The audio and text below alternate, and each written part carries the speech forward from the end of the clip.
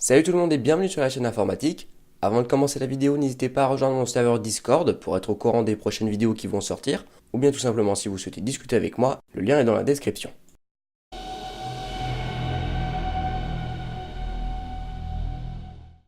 Bon, tout le monde le sait, Nvidia va sortir des nouvelles cartes graphiques sous l'architecture Turing et compte donc bien renforcer sa place de leader sur le marché du GPU en 2018. Les RTX 2080 et 2080 Ti devraient sortir le 20 septembre 2018. Elles seront équipées d'une nouvelle technologie, le Ray Tracing.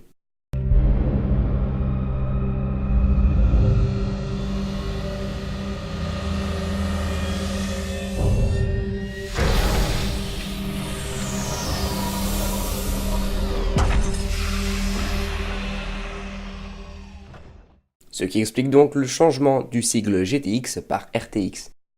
La deuxième news a de quoi faire peur à Nvidia car il s'agit de l'arrivée fin 2018 de la nouvelle génération de GPU AMD. Selon AMD, cette nouvelle génération, les Vega 20, dépasserait de 25% les performances de Turing. Et ça se comprend, car avec une puissance brute qui dépasserait les 20 teraflops, 20,9 exactement selon WCCF Tech, elle dépasserait alors largement les 12 teraflops de la RTX 2080 Ti. Autre point fort, ces GPU seraient gravés en 7 nanomètres et seraient compatibles avec le PCI Express 4.0. Je tiens à préciser que nous parlons là de cartes graphiques conçues pour les professionnels, des versions plus optimisées pour le jeu devraient être disponibles également.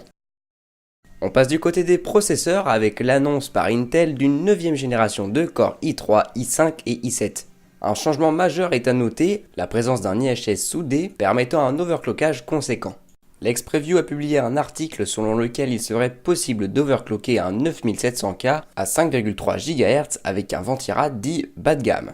Attention, ce ne sont là que des rumeurs, il faudra donc vérifier cela quand les processeurs seront disponibles au grand public.